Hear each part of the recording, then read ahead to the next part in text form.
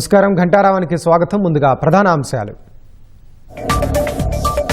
పశ్చిమ గోదావరి జిల్లా ఐతంపూడి వద్ద కాలువలోకి దూసుకెళ్లిన కారు, 4 యువకులు గల్లంతు, మరొకరు సురక్షితం.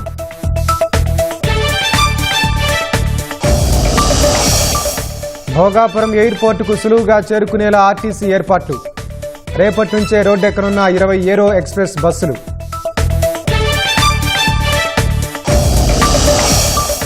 గుంటూరు జిల్లా పెదనందిపాడులో ఎండిన చెరువు, అధికారుల నిర్లక్ష్యంతో గ్రామస్తులకు తాగునీటి ఇక్కట్లు.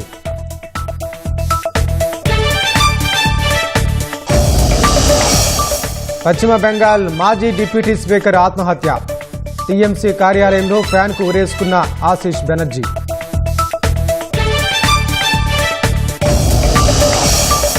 మధ్యప్రాచ్యంలో మళ్లీ ఆందోళనకర ఉద్రిక్తతలు.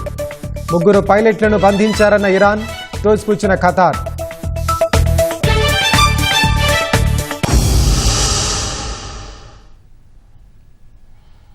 పశ్చిమ గోదావరి జిల్లా ఇరగవరం మండలం ఐతంపూడి వద్ద కారు అదుపు తప్పి కాలువలోకి దూసుకెళ్లింది. కారులో ఉన్న 4 యువకులు గల్లంతు కాగా మరొకరు సురక్షితంగా బయటపడ్డారు. తూర్పుగోదావరి జిల్లా మోరి, పశ్చిమ గోదావరి జిల్లా ఆచెంట గ్రామాలకు చెందిన 5 యువకులు స్నేహితుని పెళ్లి కోసం పెరవలి వెళ్లారు. తిరిగి ప్రయాణంలో ఓగిడి గ్రామంలోని స్నేహితుని కలవడానికి బయలుదేరారు. ఈ క్రమంలో వర్షం కురుస్తుండటంతో దారి కనిపించగా కారు అదుపు తప్పి కాలువలోకి దూసుకెళ్లింది. 4 ప్రవాహ వేగానికి కొట్టుకుపోయారు.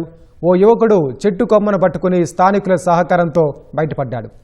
అక్కడే ఉన్న స్థానికులు ట్రాక్టర్ సహకారంతో కారును బయటకు తీశారు. ప్రమాదం నుంచి బయటపడిన సంతోష్ ఆ 4కి కాల్ చేసినప్పటికీ ఫోన్లు పనిచేయలేదు. గల్లంతైన వారి కోసం పోలీసులు గాలింపు చర్యలు చేపట్టారు.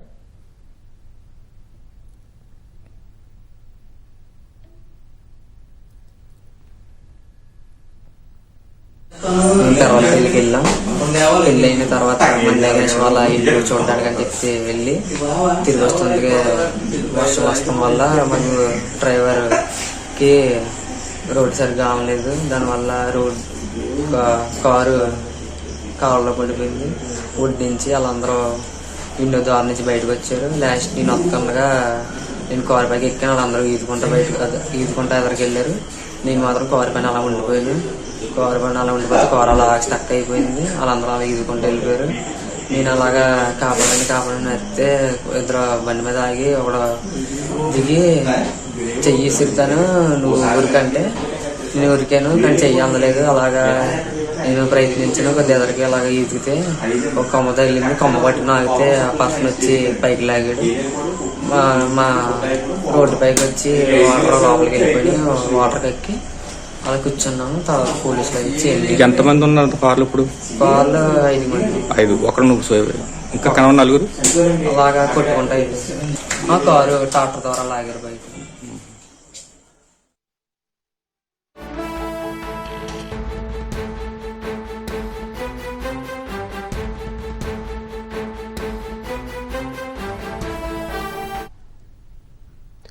ఇక ఇదే అంశానికి సంబంధించి మరింత సమాచారం మా ప్రతినిధి శ్రీనివాస్ అడిగి తెలుసుకుందాం. శ్రీనివాస్, చెప్పండి, గల్లంతైన వారి కోసం సహాయక చర్యలు ఎలా కొనసాగుతున్నాయి? Thank you. ఈరోజు తెల్లవారుజామున పశ్చిమ గోదావరి జిల్లాలో రోడ్డు ప్రమాదం అనేది చోటు చేసుకుంది. ఇరగవరం మండలం ఐతంపూడి లాకుల వద్ద అదుపు తప్పి కాలువలోకి ఒక కారు దూసుకుపోయింది. కారులో ప్రయాణిస్తున్న 4 యువకులు గల్లంతయ్యారు. ఒకరు మాత్రం క్షేమంగా ఉన్నారు. ఒగిరి గ్రామం నుంచి తూర్పు గోదావరి జిల్లా మోరి వెళుతుండగా ఈ దుర్ఘటన అనేది చోటు చేసుకోవడం జరిగింది.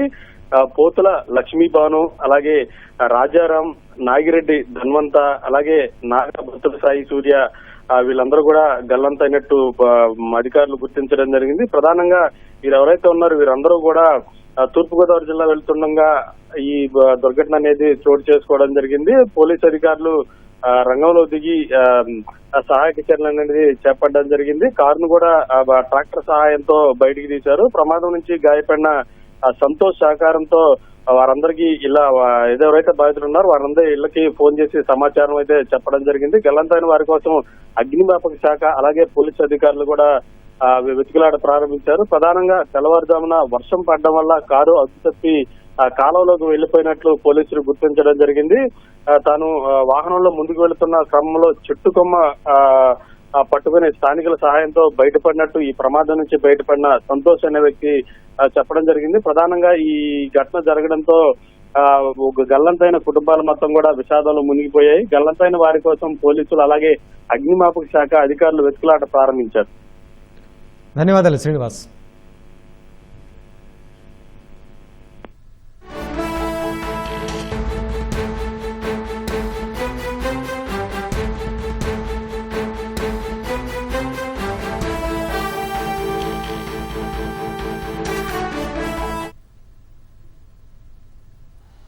కడప జిల్లా రాజంపేటలోని బండ్రాళ్ల వీధిలో ఓ యువకుడు ఇంట్లో ఫ్యాన్ కురేసుకుని ఆత్మహత్యకు పాల్పడ్డాడు. రాఘవ్ గుప్తా బెంగళూరులో బిజినెస్ మేనేజ్మెంట్ కోర్సు చేస్తున్నట్లు కుటుంబ సభ్యులు తెలిపారు. కోర్సులో ఫెయిల్ కావడంతో కొంతకాలంగా మనస్తాపంతో ఉన్నాడని, ఈ క్రమంలోనే బలవనానికి పాల్పడి ఉంటాడని చెబుతున్నారు. యువకుడి మృతికి గల కారణాలను పోలీసులు అన్వేషిస్తున్నారు. పోస్టుమార్టం నిమిత్తం మృతదేహాన్ని రాజంపేట ప్రభుత్వ ఆసుపత్రికి తరలించారు.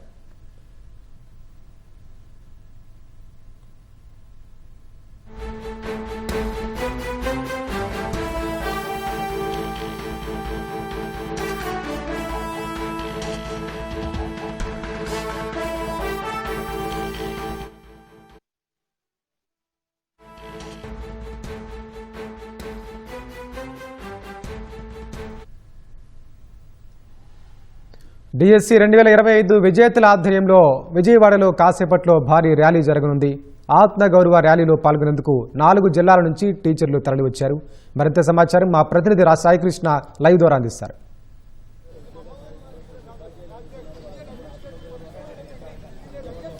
వెంకటేష్, డిఎస్సి 2025 భర్తీ ప్రక్రియపై వైఎస్ఆర్సీపీ చేస్తున్న అక్రమాలు జరిగాయని చేస్తున్న ప్రచారాన్ని తిప్పికొడుతూ వ్యతిరేకిస్తూ ఇప్పటికే రాష్ట్రంలో కర్నూలు, తిరుపతి, చంద్రగిరి చోట్ల, కాకినాడలోనూ ప్రదర్శనలు జరిగాయి, సదస్సులు జరిగాయి, నిరసన ర్యాలీ పెద్ద ఎత్తున జరిగాయి. ఇవాళ విజయవాడలో ఉమ్మడి ప్రకాశం, గుంటూరు, కృష్ణా, పశ్చిమ గోదావరి 4 జిల్లాల నుంచి పెద్ద సంఖ్యలో ఉపాధ్యాయులు, డిఎస్సి అభ్యర్థులు తరలివచ్చారు. దీన్ని ఒక ఆత్మగౌరవ ప్రదర్శన పేరిట ర్యాలీ చేపడుతున్నారు. ఎంతో కష్టపడి అహోరాత్రులు శ్రమించి సాధించిన ఉపాధ్యాయ పోస్టులకు సంబంధించి వైఎస్ఆర్సీపీ చేస్తున్న ప్రచారానిపై ఇప్పటికే వాళ్ళంతా తీవ్రంగా ఆవేదన వ్యక్తం చేశారు. ఉపాధ్యాయులందరూ కూడా ఒక్కొక్కరుగా తరలి వస్తున్నారు. విజయవాడ ఇందిరాగాంధీ మున్సిపల్ స్టేడియం నుంచి అంబేద్కర్ స్మృతివనం వరకు కూడా భారీ ప్రదర్శన జరగబోతోంది. మరి కాసేపట్లో ప్రారంభమవుతుంది. ఇక్కడ కొంతసేపు దీనికి సంబంధించి అందరూ మాట్లాడిన తర్వాత ర్యాలీగా వెళ్తారు. అక్కడ అంబేద్కర్ విగ్రహం వద్ద, స్మృతివనం వద్ద వినతి పత్రం కూడా అందించనున్నారు. మనం కొంతమంది ఉపాధ్యాయులు రాష్ట్రంలో 4 జిల్లాల నుంచి తరలి వచ్చారు, వారితో మాట్లాడదాం. ఉపాధ్యాయ పోస్టు సాధించడం అంటే చాలా కష్టపడాలి, రాత్రి మావులు చదవాలి. మీరు ఎట్లా సాధించారు? ప్రతిభతోన ఈ అక్రమాలకు సంబంధించి ఏం మాట్లాడతారు? సార్, డిఎస్సి అనేది ఒక మినీ ఐఏఎస్ అంటారు సార్. ఈ మినీ ఐఏఎస్ అనే ఎగ్జామ్ని క్రాక్ చేయడం అంత ఈజీ కాదు సార్. మేము గత ప్రభుత్వంలో 5 సంవత్సరాలు ఎప్పుడు డిఎస్సి పడుతుందా అని వెయిట్ చేసి చూసిన తరుణంలో అది పడకపోగా ఈ కూటమి ప్రభుత్వం రాగానే మా నెత్తి మీద మా ఆశలు నెరవేర్చేలాగా ఒక డిఎస్సిని వీళ్ళు మొదటి సంతకంతో మాకు ఇచ్చారు సార్. ఇలా ఇచ్చిన వెంటనే మేము కష్టపడి అప్పటి వరకు చదువుకున్న దానిని రెట్టించిన ఉత్సాహంతో, ఈ ప్రభుత్వం మీద నమ్మకంతో కష్టపడి మా కలలను, ఆశలను కసిగా చదివి నెరవేర్చుకుని మా కుటుంబాలతో మేము సంతోషంగా ఉన్న ఈ సమయంలో డిఎస్సి జరిగి సుమారు 10 నెలలు కావచ్చి, మేము జాబులో జాయిన్ అయ్యి కూడా 10 నెలలు కావచ్చింది సార్. అక్టోబర్కి సంవత్సరం సార్ మేము జాయిన్ అయ్యి. ఈ తరుణంలో ఇప్పుడు ఏమీ లేని విధంగా, వాళ్ళకి ఏ విషయం లేక రాజకీయ లబ్ధి కోసం మా డిఎస్సిని, మా కష్టాన్ని అవహేళన చేస్తూ మాట్లాడుతున్న ఈ వైసీపీ నాయకులకి మా ఆత్మగౌరవం ఏంటో, మేము పడ్డ కష్టం ఏంటో తెలియజేయాలని మేము మొట్టమొదటిసారిగా భీమవరం ప్రెస్ మీట్తో మొదలుకొని మొన్న కర్నూలులో చేసిన ర్యాలీ కావచ్చు సార్, ఈరోజు ప్రకాశం మొదలుకొని పశ్చిమ గోదావరి జిల్లా వరకు 4 ఉమ్మడి జిల్లాలని కలుపుకొని ఇక్కడ భారీ రేటు ర్యాలీ చేస్తున్నాం సార్. తర్వాత ముందు కార్యాచరణ కూడా వైజాగ్లో కూడా నెక్స్ట్ వీక్ మేము ర్యాలీ తలబెడుతున్నాం సార్.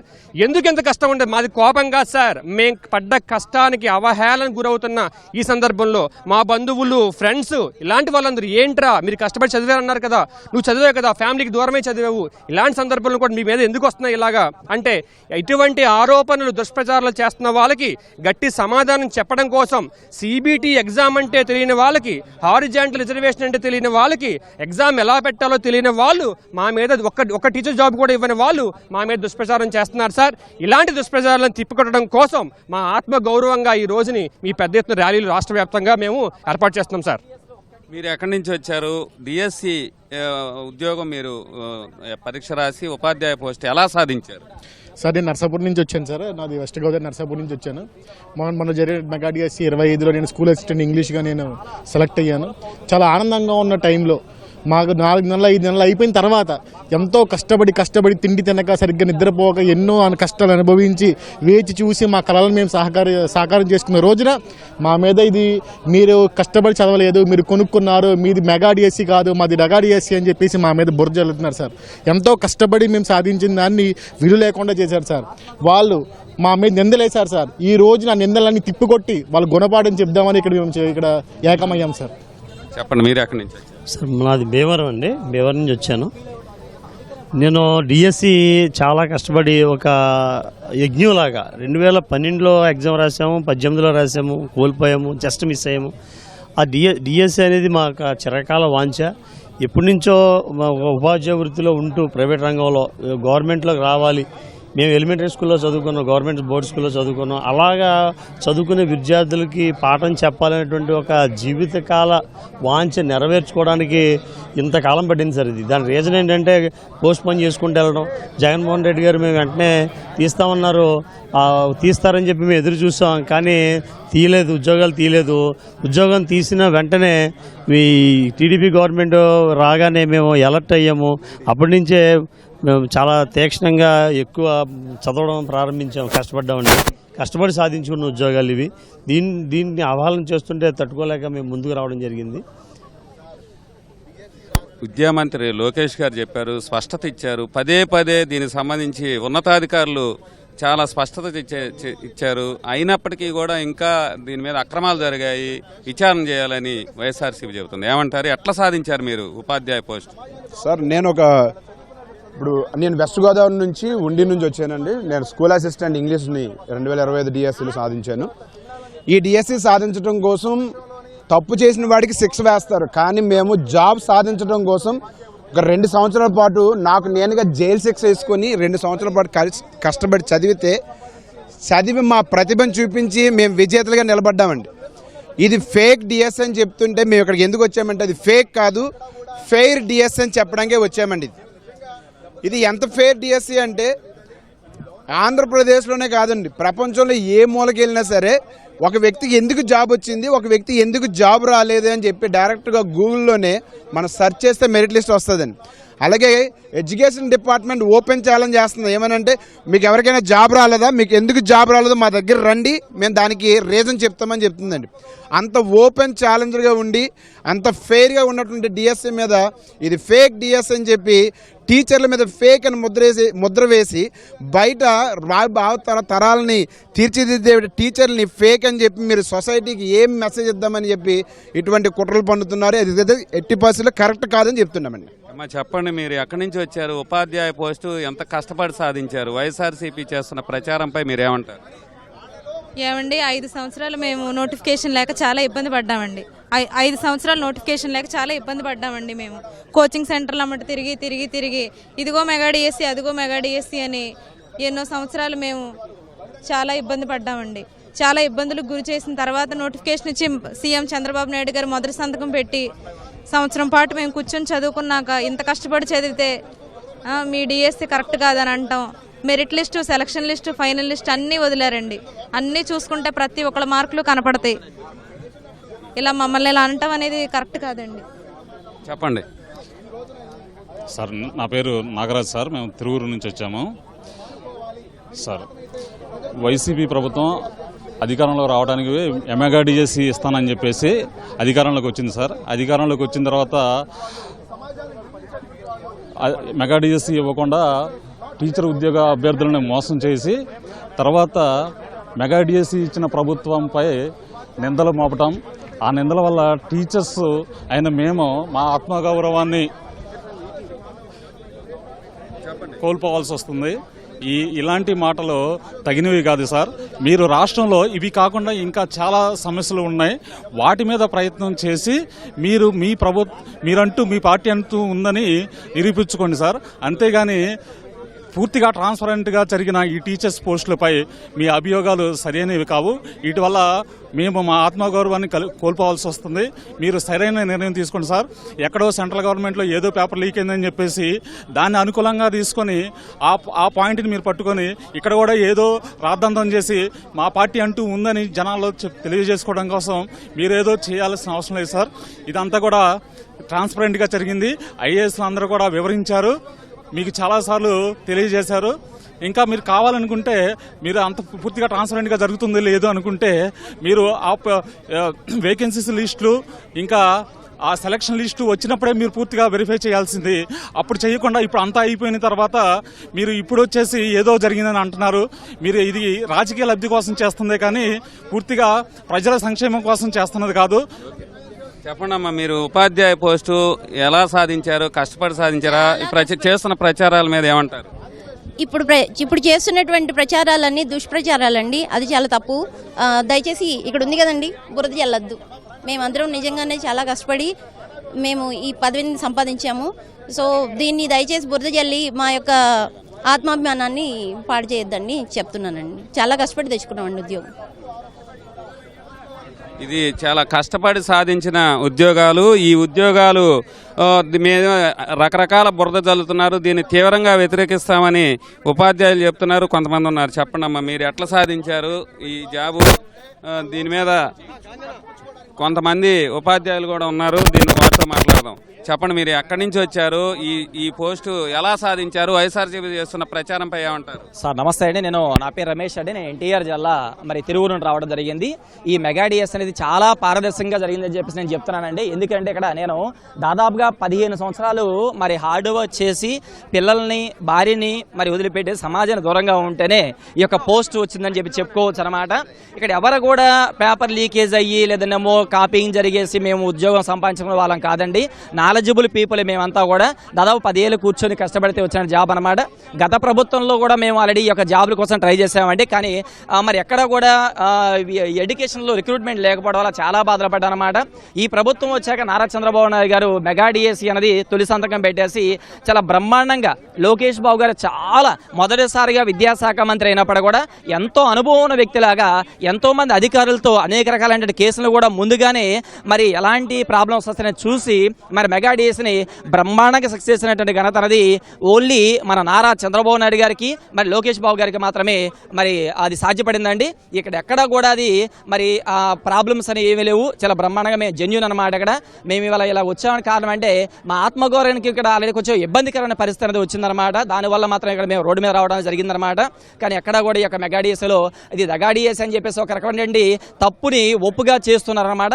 అలాంటి విషయాలు మీరు మానుకుంటే భవిష్యత్తులో ఏంటంటే మీకు ఒక మంచి అవకాశం ఉంటుంది తప్ప అనవసరమైన విషయాలలో మీరు ఎంటర్ అయ్యి ఉన్న ఓటు బ్యాంకు కూడా మీరు పోగొట్టుకోవడం అది తప్పుడు ఆలోచన అనమాట. మీరు చెప్పండి, ఎక్కడి నుంచి వచ్చారు? ఉపాధ్యాయ పోస్టు సాధించడం అంటే చాలా అహోరాత్రులు కష్టపడాలంటారు. మీరు ఎట్లా సాధించారు? సార్ నేను ఎన్టీఆర్ జిల్లా తిరువురు డివిజన్ గంపలగూడెం మండలం ఉమ్మడిదేవరపల్లి అనేటువంటి గ్రామం నుంచి వచ్చాను సార్. ఈ రోజున నేను ఒక ఎస్సీ సామాజిక వర్గం మాదిగ కులానికి చెందినటువంటి వ్యక్తిని సార్. నేను 2007 సంవత్సరంలోనే బీఈడీ పూర్తి చేశానండి. నేను ఖమ్మం జిల్లా అప్పుడు ఉమ్మడి ఆంధ్రప్రదేశ్లోని ఖమ్మం జిల్లా నీబిసెంట్ కాలేజ్ ఆఫ్ ఎడ్యుకేషన్ నుంచి 120 మంది మా బ్యాచ్మేట్స్ 120 మందిలో నేను టాపర్ని సార్. వెంటనే 2008లోని వచ్చినటువంటి నోటిఫికేషన్లోని స్కూల్ అసిస్టెంట్ సోషల్ స్టడీస్లోని అతి స్వల్ప మార్కులతో నేను ఉద్యోగానికి దూరమైంది సార్. ఆ తర్వాత పెళ్లి చేసుకోవడం, బ్రతుకు తెరువు కోసం ప్రైవేట్ కాలేజీలో పనిచేశాను సార్. 5 పీజీలు చేశాను. తర్వాత ప్రైవేట్ కాలేజీలో చేస్తామన్నా. ఈ ప్రైవేట్ కాలేజీలో చేస్తామంటే ఎంతసేపటికి కూడా ఇంత చదువుకున్నావు, గవర్నమెంట్ ఉద్యోగం సాధించలేకపోయావు అనేటువంటి మాటలు కావచ్చు, మాకు సరైనటువంటి గుర్తింపు గౌరవ మర్యాదలు లేనటువంటి ఉద్దేశం కావచ్చు. వీటన్నిటి నుంచి మమ్మల్ని మేము నిరూపించుకోవడం కోసం ఈ 46 సంవత్సరాల వయసులోని ఈ కొత్త ప్రభుత్వం ఏర్పడిన తర్వాత గౌరవ నారా చంద్రబాబు నాయుడు గారు ముఖ్యమంత్రి అయిన తర్వాత వారు చెప్పిన ప్రకారం ఇచ్చినటువంటి మొదటి సంతకం పెట్టి మెగా డిఎస్సి 2025కి నోటిఫికేషన్ ఇచ్చేసి మాకంతా కూడా కావాల్సినటువంటి మేము చదువుకొని ఉద్యోగాలు ఉద్యోగాలు సంపాదించుకోవడానికి ఇచ్చినటువంటి ఆత్మస్థైర్యం మా జీవితంలో మర్చిపోలేము సార్. ఎందుకు అని అంటే వాళ్ళు నోటిఫికేషన్ ఇవ్వడమే కాకుండా మాకుండేటువంటి అనుమానాలను కూడా నివృత్తి చేసుకుంటూ బయట రకరకాల రూమర్స్ వస్తున్నాయి, ఆగిపోద్ది నోటిఫికేషన్, కోర్టు గొడవలు ఉన్నాయని చెప్పి అంటున్నప్పటికి కూడా గౌరవ విద్యాశాఖ మంత్రి గారు మీరు ఎవరు కూడా బ్రదర్స్ అండ్ సిస్టర్స్ మీరు చదువుకోండి, మీరు ఎప్పటి నుంచో వెయిట్ చేస్తున్నారు, నిరుద్యోగులుగా ఉన్నారు, అనవసరమైనటువంటి కళ్ళబొల్లి కబుర్లు నమ్మొద్దు, అనవసరమైనటువంటి మీడియాలో వచ్చే రకరకాల అవాస్తవ కథనాలను నమ్మొద్దు, ఇంకెవరు చెప్పినా కానీ నమ్మొద్దు. మేము అన్న ప్రకారం రిక్రూట్మెంట్ చేసి తీరుతాం.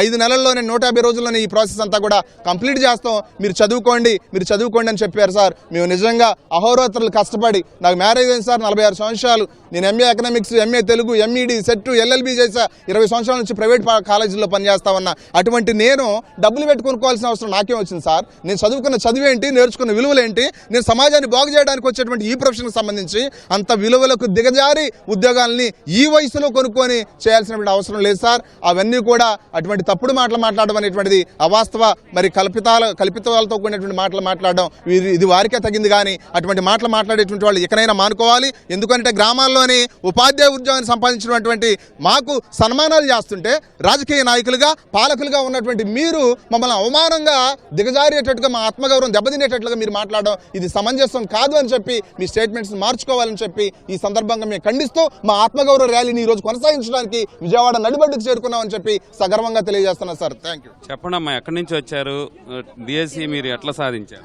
మేము తిరువురు మండలం ఎన్టీఆర్ డిస్ట్రిక్ట్ నుంచి వచ్చామండి. మొన్న 2025 ఎస్జిటిగా సెలెక్ట్ అయ్యామండి మేము. ఎట్లా మీరు సాధించింది? ఇప్పుడు మీ మీద ప్రచారం చేస్తున్నారు కదా. మా ప్రిపరేషన్ ఇప్పుడుది కాదండి. 2018 నుంచి 2025 వరకు ఎలాంటి నోటిఫికేషన్ లేదు. 2018 నుంచి ఇప్పటి వరకు ఎలాంటి నోటిఫికేషన్ లేదు. 2025లో వచ్చిన నోటిఫికేషన్లో అప్పటి నుంచి ప్రిపేర్ అయ్యి కష్టపడి చదివి మొన్న 2025లో సాధించామండి. మెరిట్ లిస్ట్ కానీ, సెలక్షన్ లిస్ట్ కానీ అన్నీ చూసుకున్నాం కండి, అన్నీ ట్రాన్స్పరెన్సీగానే జరిగినాయి. మరి ఎందుకు ఈ ఆరోపణలు చేస్తున్నారో అర్థం కావట్లేదు. హాయ్ అండి, నా పేరు శ్రీలత. నేను ఎన్టీఆర్ డిస్ట్రిక్ట్ ఏకొండూరు మండలం, అది ప్రాపర్ వచ్చేసి కృష్ణారావుపాలెం. నేను ఆల్రెడీ సచివాలయంలో పనిచేసుకుంటూనే నేను చదువుకున్నానండి. నాది 2019 పాస్డ్ అవుట్. ఆ తర్వాత 2019 నుంచి 5-6 ఇయర్స్ కష్టపడి చదివిన తర్వాతనే ఈ జాబ్ వచ్చిందండి. అంత ట్రాన్స్పరెంట్గానే జరిగింది, ఎలాంటి అవకతవకలు లేవండి.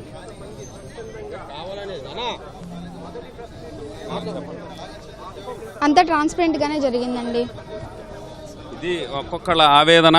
ఎంతో కష్టపడి సాధించాం ఉపాధ్యాయ పోస్టులు, అహోరాత్రులు శ్రమించాం, రాత్రి పగలు శ్రమించి సంవత్సరాల తరబడి దీనికోసం ఎదురుచూసి కూటమి ప్రభుత్వం రాగానే తొలి సంతకంలో ఇచ్చిన డిఎస్సిలో ఉపాధ్యాయ పోస్టులు సాధించి గౌరవంగా హుందాగా ఉద్యోగాలు చేస్తున్నాం. అందరి ప్రశంసలు అందుకున్నాం. ఇలాంటి సమయంలో నిరంతరాయంగా వైఎస్ఆర్సీపీ ఇలా దుష్ప్రచారం చేయటం, అక్రమాలు జరిగాయని నిందించడంతో తమ ఆత్మగౌరవం దెబ్బతింది. అందుకే ఆత్మగౌరవ ప్రదర్శన కోసం విజయవాడ వాళ్ళు తరలి వచ్చామని 4 జిల్లాలకు చెందిన ఉమ్మడి జిల్లాలకు చెందిన ఉపాధ్యాయ పోస్టులు సాధించిన అభ్యర్థులు చెప్తున్నారు. కెమెరామెన్ ఎంఎస్ఎన్తో సాయికృష్ణ, ఈటీవీ న్యూస్, విజయవాడ.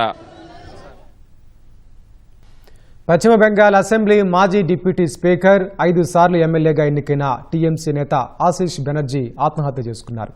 మమతా బెనర్జీకి అత్యంత నమ్మకస్తుడిగా పేరున్న ఆశీష్ బెనర్జీ బీర్భూమ్ జిల్లాలోని రాంపురహత్ పార్టీ కార్యాలయంలో ఉరికి వేలాడుతూ విగతజీవిగా కనిపించాడు. తన నివాసానికి చేరువలోనే ఉన్న ఆ టీఎంసీ పార్టీ కార్యాలయంలో ఆశీష్ బెనర్జీ రాసిన ఆత్మహత్య లేఖ కూడా లభించింది. అర్ధరాత్రి వరకు ఆయన బాగానే ఉన్నారని, అప్పటిదాకా అందరితో మాట్లాడారని బెనర్జీ కుటుంబ సభ్యులు తెలిపారు. ఉదయం నిద్రలేచిన తర్వాత ఆయన గదిలో లేరని, పార్టీ కార్యాలయానికి వెళ్లి చూడగా సీలింగ్ ఫ్యాన్కు ఉరేసుకుని కనిపించినట్లు పేర్కొన్నారు. సమాచారం అందుకున్న రాంపురహత్ పోలీసులు అక్కడికి చేరుకుని మృతదేహాన్ని స్వాధీనం చేసుకుని పోస్టు మార్టానికి తరలించారు. మధ్యప్రాచ్యంలో పరిస్థితులు మళ్లీ ఆందోళనకరంగా మారుతున్నాయి. మార్చి నెలలో గల్లంతైన తమ 3 ఫైటర్ పైలట్లు ఖతార్ నిర్బంధంలో ఉన్నారని ఇరాన్ సాయుధ దళాల మిస్సింగ్ పర్సన్స్ కమిటీ ఆరోపించింది. ఈ యుద్ధంలో ప్రాంతీయ దేశాలు తమ యోధులను బందీలుగా ఉంచుకున్నాయని ఇరాన్ ఆరోపించడం ఇదే తొలిసారి. పైలట్లు తమ కుటుంబాలతో మాట్లాడకుండా ఖతార్ వారి హక్కులను ఉల్లంఘిస్తోందని ఇరాన్ మండిపడింది. ఈ ఆరోపణలను తీవ్రంగా ఖండించిన ఖతార్ ఇరాన్ విమానాలను కూల్చింది నిజమేనని, కానీ ఒక పైలట్ మృతదేహం మాత్రమే దొరికిందని స్పష్టం చేసింది. తమ వద్ద ఇరానియన్ పైలట్లు లేరని ఖతార్ పేర్కొంది. మరోవైపు హర్మూజ్ జలసంధిలో యుఏఈకి చెందిన అడ్నాక్ సంస్థ చమురు ట్యాంకర్పై గుర్తు తెలియని దాడి జరిగింది. ఈ దాడిలో ఎలాంటి ప్రాణనష్టం జరగకపోయినా వారం రోజుల్లో అడ్నాక్ నౌకలపై దాడి జరగడం ఇది మూడోసారి కావడం గమనార్హం. ఇది ఇరాన్ పని అంటూ యుఏఈ ఆరోపించింది. ఇక దక్షిణ లెబనాన్పై ఇజ్రాయెల్ చేసిన భీకర వైమానిక దాడుల్లో 3 చిన్నారులు సహా 11 మంది ప్రాణాలు కోల్పోయారు. అయితే లెబనాన్లో హెజ్బుల్లా సాయుధుల లక్ష్యంగానే తాము దాడులు చేసినట్లు ఇజ్రాయెల్ సైన్యం ప్రకటించింది. విశాఖ విమానాశ్రయ తలుపులు మూసుకునేది, భోగాపురం ఎయిర్పోర్టు ద్వారాలు తెరుచుకునేది రేపే. ఎన్నాళ్ళు విశాఖ నుంచి నడిచిన విమాన సర్వీసులన్నీ రేపటి నుంచే బయలుదేరేది భోగాపురం నుంచే. మరి భోగాపురం ఎలా చేరుకోవాలి? ఆ టెన్షనే వద్దంటోంది ఆర్టీసీ. విశాఖ నుంచి 2 మార్గాల్లో ఏరో ఎక్స్ప్రెస్లను రోడ్డెక్కించింది. మరి వాటిలో ఛార్జీలు ఎంత, ఏ స్టాపుల్లో ఆగుతాయి, ఫ్లైట్ జర్నీ టైంకు ఎంత ముందు బయలుదేరాలి? ఇవేగా మీ డౌట్స్. ఈ ఇంటర్వ్యూ చూసేయండి, ఫుల్ క్లారిటీ వచ్చేస్తుంది. భోగాపురం సులువుగా చేరుకునేందుకు ఏరో ఎక్స్ప్రెస్ బస్సులు ఎంత తొందరగా భోగాపురం ఎయిర్పోర్ట్కి చేరుకుంటాయో అడిగి తెలుసుకుందాం. మనతో ప్రస్తుతం RTC RM regional manager Appalanaidu ఉన్నారు. ఆయన అడిగి తెలుసుకుందాం.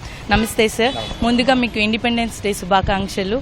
ఏరో ఎక్స్ప్రెస్ వివరాలు చెప్పండి. 100 బస్సులు విశాఖపట్నానికి అలవాటాయి. 100 బస్సుల్లో 20 బస్సులు అదనంగా ఎయిర్పోర్ట్ ఏరో ఎక్స్ప్రెస్ అనే పేరుతో, అది స్పెషల్ డిజైన్తో ఉన్న బస్సుల్ని మనకి అలాట్ చేయడం జరిగింది. అవన్నీ కూడా వచ్చి ఉన్నాయి. అవన్నీ కూడా రిజిస్ట్రేషన్ ప్రక్రియ రెడీ ఆపరేషన్ ఉన్నాయి. 17వ తారీఖు నుండి ఏదైతే భోగాపురం ఎయిర్పోర్ట్ ఫుల్ ఆపరేషన్ ఏదైతే నడుస్తుందో, ఫుల్ ఆపరేషన్ చేయడానికి ప్రభుత్వం ఇచ్చిన ఆదేశం ప్రకారంగా మేము 20 బస్సులు కూడా ఆపరేట్ చేయడానికి సిద్ధం ఉన్నాయండి. గాజువాక నుండి ఏదైతే ఉందో డిపో నుండి ఛార్జింగ్ స్టేషన్ ఆల్రెడీ స్టార్ట్ అయ్యి, భోగాపురంలో కూడా ఛార్జింగ్ స్టేషన్ జిఎంఆర్ ఎయిర్పోర్ట్లో స్టార్ట్ అయింది. కాబట్టి ఛార్జింగ్కి ఎటువంటి ఇబ్బంది లేదు. 20 బస్సులు కూడా ప్రతి అరగంటకి ఒక బస్సు గాజువాక నుండి ఎయిర్పోర్ట్కి వెళ్తుందండి. అది 2 రూట్లు. ఏఎస్ఆర్ 1 రూట్లో ముఖ్యంగా గాజువాక, ఎన్ఏడి, గురుద్వార్, మద్దిలపాలెం, ఆనందపురం, తగరపవలస, భోగాపురం హైవేలో రూట్ ఒకటి నడుస్తుందండి ఏఎస్ఆర్ 1 రూట్లో. అదే 2వ రూటు ఏఎస్ఆర్ 2 అండి. గాజువాక, తర్వాత Scindia railway station, bus station, UDA park, GITAM college, Rushikonda, IT hills, Marikavalasa, Anandapuram, Tagarapuvalasa and Bhogapuram ఈ 2 రూట్లు కూడా కనెక్ట్. మేమైతే సర్వే కూడా పూర్తిగా చేసాము. టైమింగ్స్ ఏ రకంగా ఉంటాయి అన్నీ కూడా అక్కడ పెట్టడం జరుగుతుంది మన స్టేజ్ ఫోల్స్లో. ఈ నార్మల్ బస్సులకి దీనికి తేడా ఏంటి సార్? అంటే ధరలు కానివ్వండి, భద్రతా పరంగా ఏ విధంగా ఉంటాయి ఈ బస్సులకు సంబంధించి? తప్పనిసరి అండి. నార్మల్ బస్సులో కంటే ఇది ఏసీ బస్సు 12 మీటర్స్ బస్. మిగతా బస్ కంటే 2 మీటర్స్ ఎక్స్ట్రాగా లాంగర్ చేసి ఉంటాయి. చూసారు ఏదైతే ఆ లాంగర్ చేసి ఉంటుంది. లాంగర్ చేసి తర్వాత ఎయిర్ సస్పెన్షన్ కూర్చుండేసరికి చాలా ఏమైనా స్పీడ్ బ్రేకర్స్ ఏమన్నా బాగా ఉంటుంది. అదేవిధంగా ఆటోమేటిక్ డోర్స్, అది ఆటోమేటిక్గా డోర్ క్లోజ్ అయితేనే కానీ బస్ స్టార్ట్ అవుతుంది. ఇప్పుడు పీడబ్ల్యూడీ క్యాండిడేట్స్ అయితే ఉన్నారో వాళ్ళని కూడా ఎవరైనా ఎక్కలేని పరిస్థితి ఉంటే వీల్ చైర్తో పాటు ఏరో బస్సులో ఎంటర్ అయిపోవచ్చండి. ఈ రకంగా స్పెషల్ ఫీచర్స్ ఉన్నాయి. అదేవిధంగా గేర్ ఆపరేషన్ కూడా ఆటోమేటిక్ గేర్ వేయడము తీయడము ఆ రకంగా ఆటోమేటిక్ అడ్జస్ట్ అవుతుంది. ఇదంతా కూడా నెంబర్ 1 ఎలక్ట్రిక్ బస్ అండి. ఇదే పరివారానికి ఏ రకమైన ఇబ్బంది ఉండదు, పొగంటూ రాదు. దీనికి బ్యాటరీతో రన్ అవుతుంది కాబట్టి స్మూత్ ఆపరేషన్, సౌండ్ కూడా రాదు, సౌండ్ పొల్యూషన్ కూడా ఉండదండి. రేట్ల విషయం చూసుకుంటే ఆర్టీసీ కాంప్లెక్స్ 300 రూపాయలండి, చాలా చౌక. అదేవిధంగా బయట ట్రాన్స్పోర్ట్లో అయితే మీకు 1500, 1000 రూపాయలు దాటి ఎక్కువే ఉంటుంది. గాజువాక నుండి అయితే 400 రూపాయలండి. ఈ 2 ఛార్జీలు కూడా నామినల్గా పెట్టడం జరిగిందండి. డిమాండ్ బట్టి మేము బస్సులు పెంచడం కూడా చేస్తామండి. ట్రాఫిక్ ఎక్కువగా ఉన్న రహదారులు కాబట్టి ఇది ఎంత తొందరగా చేర్చవచ్చు ఈ బస్? ట్రయల్ రన్ కూడా జరిగిందండి. ట్రయల్ రన్లో మేము 2 రూట్లు ఏఎస్ఆర్ 1 అంటే ఏదో హైవేలో ఉన్నట్టయితే గాజువాక నుండి అరౌండ్ 2 అవర్స్ పడుతుందండి.